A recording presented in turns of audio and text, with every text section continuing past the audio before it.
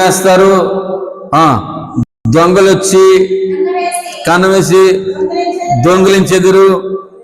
నీ ధనం ఎక్కడుండునో అక్కడి నీ హృదయం ఉండును. నీ దేహము దీపము కన్నే కనుక నీ కన్ను తేటగా ఉండిన ఎడల నీ దేహం అంతా వెలుగుమయమై ఉండును. నీ కన్ను చెడినదైతే నీ దేహం అంతా చీకటమయమై ఉండును.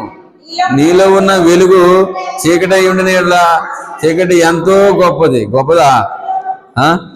అసలు గొప్పదా?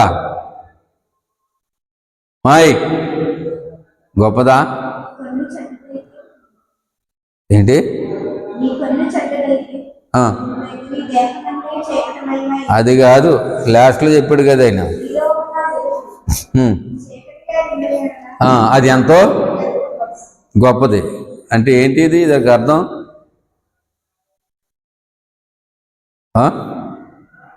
అదేంటి? మన పిల్లలు వాడే తప్పు చేసినా తప్పు చేసినా మనం ఏమంటాం?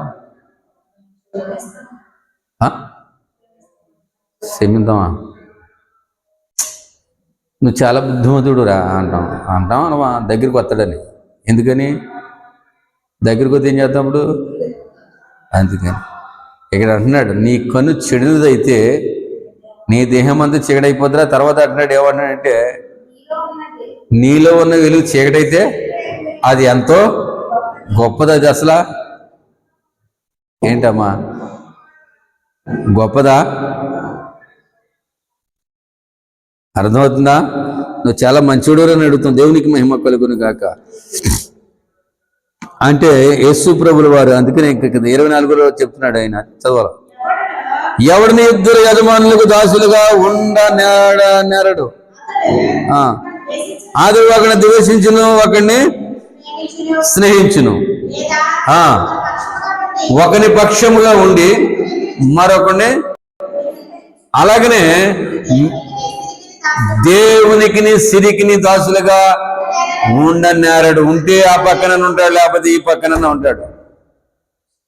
నాగరాజు ఆ కొట్టుకొస్తావా ఈ కొట్టుకొస్తావా అన్నట్టుగానే దేవునికి మహిమ కలుగును గాక. ఈ కొట్టుకి దేవునికి మహిమ కలుగును గాక. ఈ కొట్టుకొస్తావా ఆ కొట్టుకొస్తావా అన్నట్టుగాని దేవునికిని సిరికిని. సిరి అనగా ధనం. దేవుని దగ్గర ఉంటావా ధనం దగ్గర ఉంటావా? దేవునికి మహిమ కలుగును గాక. ఏం కోరుకుంటాడు చెప్పండి? ధనమే కావాలని కోరుకుంటాడు.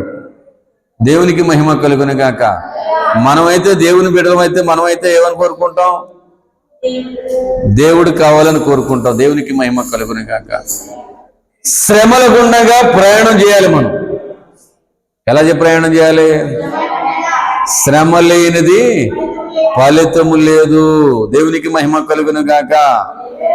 అందుకని శ్రమలతోనే మనం ప్రయాణం దేవుని దగ్గరికి చేయాలి. దేవునికి మహిమ కలుగును గాక.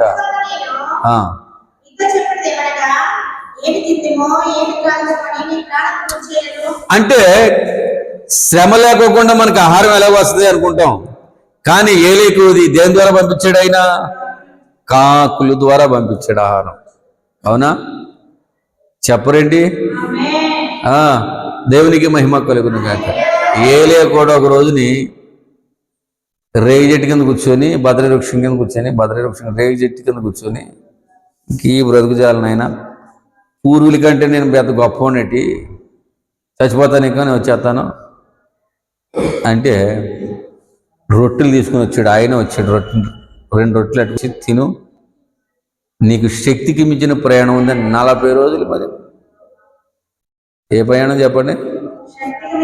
40 రోజులు ప్రయాణం. దేవునికి మహిమ కలుగును గాక. 2 రొట్టెలు ఎట్టి 40 రోజులు ప్రయాణం. దేవునికి మహిమ కలుగును గాక.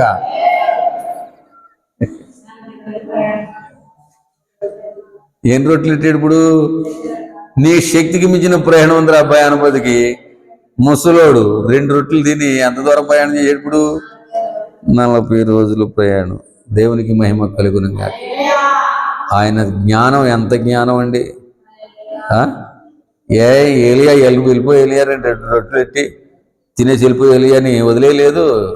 ఆయన వెనకాల వెళ్తానే ఉన్నాడు. దేవునికి మహిమ కలుగును గాక, దేవునికి మహిమ కలుగును గాక. ఆయన వదిలేసేవాడు మాత్రము కాదు. దేవునికి మహిమ కలుగును గాక. ఏమో అర్థమవుతుందా? అర్థమవుతుందా వాక్యం? దావీదు మహారాజు ప్రార్థన, రాత్రంతా ఏడ్చి వచ్చి ఉదయానికల్లా సంతోషము. దేవునికి మహిమ కలుగును గాక.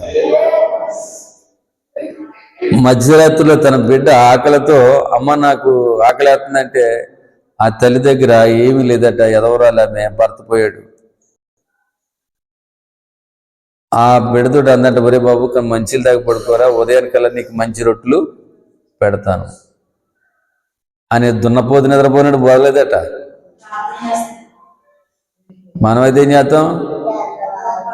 తెల్లవారులు నిద్ర ఎక్క మనకి. దేవునికి మహిమ కలుగును గాక. వాడి బిడ్డ నిద్రపోతూ ఉంటే తెల్లవారులు ఏం చేస్తుందామే? ప్రార్థన చేసి చేసి చేసి చేసి తెల్లారిపోయిన తర్వాత కొంచెం ముఖం కడుక్కొని బిడ్డలేసి అంటున్నాడు, అమ్మ రొట్టెలు ఇస్తానన్నావు కదా అని. దేవునికి మహిమ కలుగును కాక. ముఖం కడుక్కొని ఒక సావుకారి ఇంటికి వెళ్ళి, అయ్యా కొన్ని రొట్టెలు నాకు బదులివయ్యా అని, అప్పు ఇయ్యి నాయన. నీకు అప్పు ఇవ్వాలా? నీ దగ్గర బంగారం గట్ట ఉందా, డబ్బు ఉందా అని అడిగితే, నా దగ్గర డబ్బు లేదు, బంగారం లేదు. మరి ఎలాగ ఇస్తాను అనుకుంటున్నావు? ప్రార్థన ఒకటి ఉందయ్యా అని. దేవునికి మహిమ కలుగును కాక. తెల్లవారులు చేసిన ప్రార్థన ఉందయ్యా అంటే, ఇదిగో ఈ తెల్లగాంతి మీద ఎన్ని ప్రార్థనలు రాతో రాయి, అది ఎంత బరువు ఉంటాను రొట్టెలు ఎత్తాను. ఈ తెల్ల పేపర్ మీద ఏదో ప్రార్థన రాసింది ఆమె, అదిగోనయ్యని కాటాలు వేసిన తర్వాత ఎన్ని రొట్టెలు వేసినా అర్థమవుతుందా? దేవుని కార్యాలు ఎలాగుంటాయి. ఒక్కొక్కసారి అనుకుంటాం మన పని అయిపోయిందిరా బాబు అనుకుంటాం, కానీ మన పని అవ్వదు. దేవునికి మహిమ కలుగును గాక. దేవుడు గొప్ప కార్యాన్ని నీ కొరకు ఆయన ఒక్కొక్క సిద్ధపరిచి తీసుకొస్తాడు నీ దగ్గరికి. దేవునికి మహిమ.